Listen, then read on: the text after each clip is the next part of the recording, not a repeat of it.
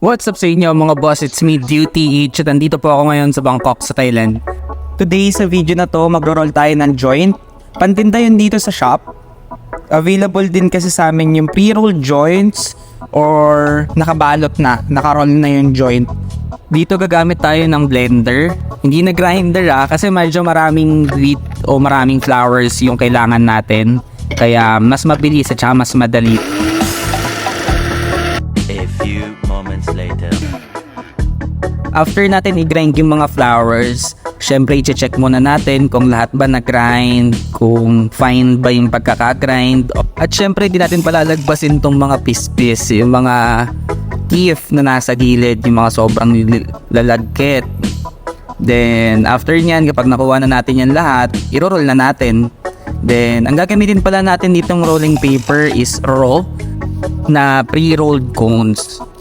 Medyo may karamihan pala itong iro-roll ko ngayon mga boss kasi nga pantinda siya, hindi ko naman siya sisindihan. Pero kahit hindi ko siya PSG, syempre kailangan gagalingan ko pa rin yung pag-roll. Hindi siya sobrang sikip. Yung umpisa lang na niload ko yung masikip para hindi siya magbabad burn. Ang pangalan pala ng strain na to na itong niloload ko is Kerosene Crap. And mabibili niyo siya dito sa shop ng 300 baht. Kayo na lang mag-convert sa peso para malaman nyo kung magkano dyan sa Philippine peso yung 300 baht. Kung di nyo trip tong pre-rolled at hirap din kayong mag-roll, pwede naman kayong rumoksi ng per gram tapos yung 1 gram na yun yung iro-roll ko.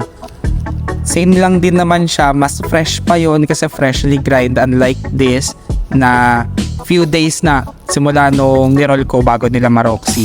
Dito sa part ito nakakatatlo na tayo mga boss at sa tingin ko makakailan pa ito, pang-4. Ayusin lang natin yung taas. Then pang-5, pang-6, pang-7, pang-8, 8 lang.